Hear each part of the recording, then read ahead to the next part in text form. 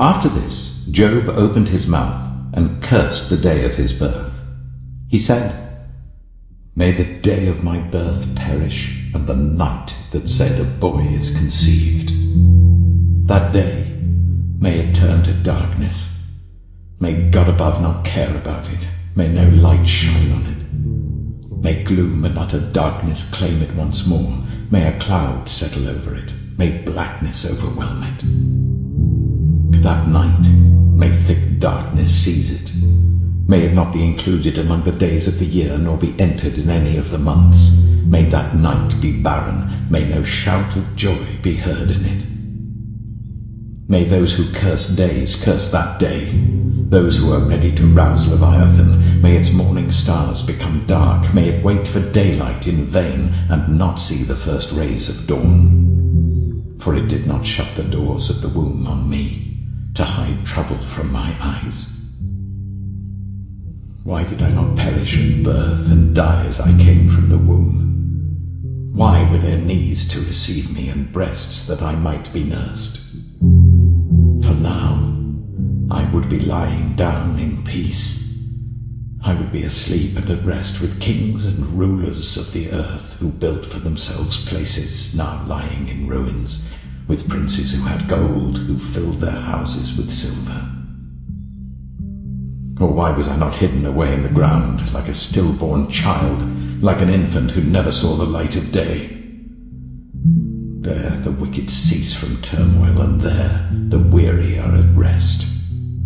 Captives also enjoy their ease. They no longer hear the slave drivers shout. The small and the great are there, and the slaves are freed from their owners. Why is light given to those in misery, and life to the bitter of soul, to those who long for death that does not come, who search for it more than for hidden treasure, who are filled with gladness and rejoice when they reach the grave? Why is life given to a man whose way is hidden, whom God has hedged in? For sighing has become my daily food, my groans pour out like water. What I feared has come upon me. What I dreaded has happened to me. I have no peace, no quietness. I have no rest, but only turmoil. If only my anguish could be weighed, and all my misery be placed on the scales. It would surely outweigh the sand of the seas. No wonder my words have been impetuous. The arrows of the Almighty are in me, my spirit drinks in their poison. God's terrors are marshalled against me. Does a wild donkey bray when it has grass, or an ox bellow when it has fodder? Is tasteless food eaten without salt, or is there flavor in the sap of the mallow? I refuse to touch it. Such food makes me ill. Oh, that I might have my request, that God would grant what I hope for, that God will be willing to crush me, to let loose his hand and cut off my life. Then I would still have this consolation, my joy in unrelenting pain, that I had not denied the words of the Holy One. What strength do I have that I should still hope? What prospects that I should be patient? Do I have the strength of stone? Is my flesh bronze? Do I have any power to help myself now that success has been driven from me? Anyone who withholds kindness from a friend forsakes the fear of the Almighty. But my brothers are as undependable as intermittent streams, as the streams that overflow when darkened by thawing ice and swollen with melting snow, but that stop flowing in the dry season and in the heat vanish from their channels. Caravans turn aside from their routes. They go off into the wasteland and perish. The caravans of Tema look for water. The traveling merchants of Sheba look in hope. They are distressed because they had been confident. They arrive there only to be disappointed. Now you too have proved to be of no help. You see something dreadful and are afraid. Have I ever said, give something on my behalf? Pay a ransom for me from your wealth. Deliver me from the hand of the enemy. Rescue me from the clutches of the ruthless. Teach me, and I will be quiet. Show me where I have been wrong. How painful are honest words. But what do your arguments prove? Do you mean to correct what I say and treat my desperate words as wind? You would even cast lots for the fatherless and barter away your friend. But now be so kind as to look at me. Would I lie to your face? Relent, do not be unjust. Reconsider, for my integrity is at stake. Is there any wickedness on my lips? Can my mouth not discern malice? Job chapter 7. Do not mortals have hard service on earth? Are not their days like those of hired labourers? Like a slave longing for the evening shadows, or a hired labourer waiting to be paid, so I have been allotted months of futility, and nights of misery have been assigned to me. When I lie down, I think, how long before I get up? The night drags on, and I toss and turn until dawn. My body is clothed with worms and scabs. My skin is broken and festering. My days are swifter than a weaver's shuttle, and they come to an end without hope. Remember, O God, that my life is but a breath. My eyes will never see happiness again. The eye that now sees me will see me no longer. You will look for me, but I will be no more. As a cloud vanishes and is gone, so one who goes down to the grave does not return. He will never come to his house again. His place will know him no more. Therefore I will not keep silent. I will speak out in the anguish of my spirit. I will complain in the bitterness of my soul. Am I the sea, or the monster of the deep that you put me under guard? When I think my bed will comfort me, and my couch will ease my complaint, even then you frighten me with dreams and terrify me with visions, so that I prefer strangling and death rather than this body of mine. I despise my life. I would not live forever. Let me alone. My days have no meaning. What is mankind that you make so much of them, that you give them so much attention, that you examine them every morning and test them every moment? Will you never look away from me, or let me alone even for an instant? If I have sinned, what have I done to you? You who see everything we do. Why have you made me your target? Have I become a burden to you? Why do you not pardon my offenses and forgive my sins? For I shall soon lie down in the dust. You will search for me, but I shall be no more. Why does the Almighty not set times for judgment?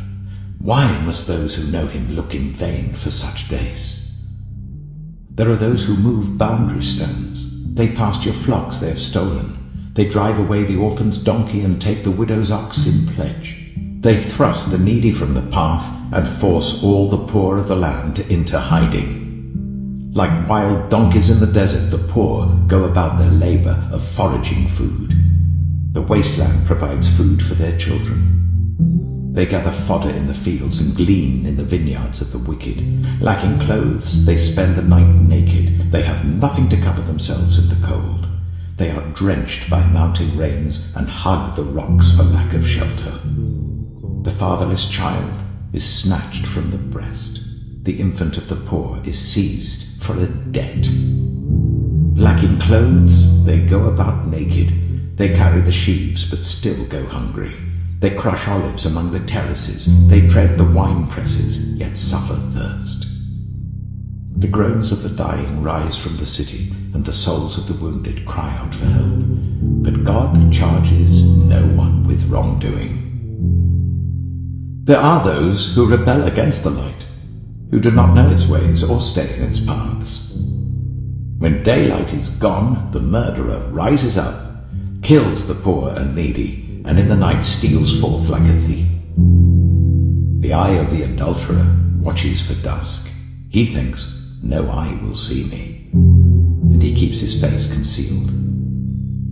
In the dark, thieves break into houses, but by day they shut themselves in. They want nothing to do with the light. For all of them, midnight is their morning. They make friends with the terrors of darkness. Yet they are foam on the surface of the water. Their portion of the land is cursed, so that no one goes to the vineyards. As heat and drought snatch away the melted snow, so the grave snatches away those who have sinned. The womb forgets them, the worm feasts on them. The wicked are no longer remembered, but are broken like a tree. They prey on the barren and childless woman, and to the widow they show no kindness. But God drags away the mighty by his power. Though they become established, they have no assurance of life. He may let them rest in a feeling of security, but his eyes are on their ways. For a little while they are exalted, and then they are gone. They are brought low and gathered up like all others. They are cut off like ears of corn. If this is not so, who can prove me false and reduce my words to nothing? Then Job replied to the Lord, I know that you can do all things. No purpose of yours can be thwarted. You asked, who is this that obscures my plans without knowledge? Surely I spoke of things I did not understand, things too wonderful for me to know. You said, listen now, and I will speak. I will question you, and you shall answer me. My ears had heard of you, but now my eyes have seen you. Therefore I despise myself and repent in dust and ashes.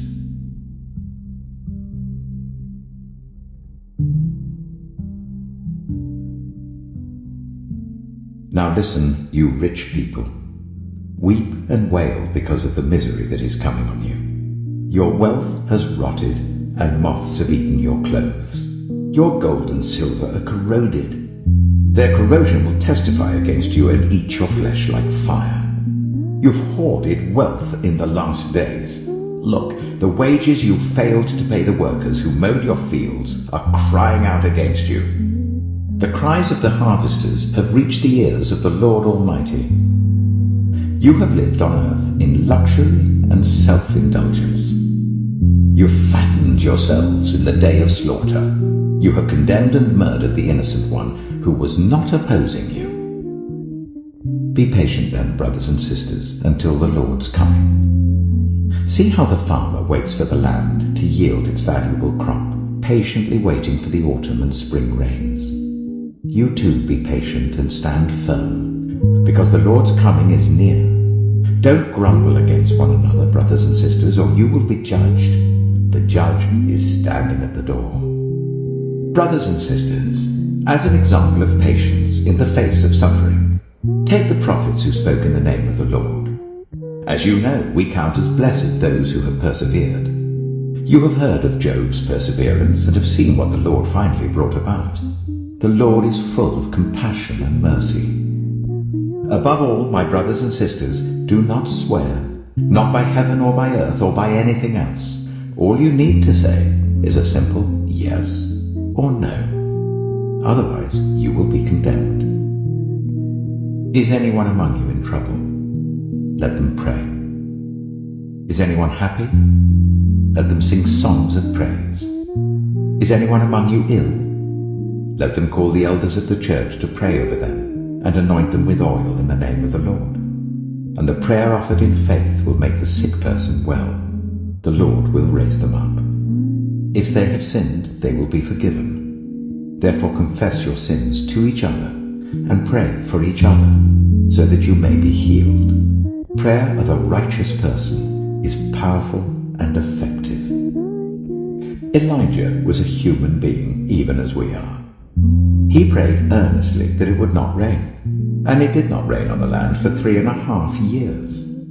Again he prayed, and the heavens gave rain, and the earth produced its crops.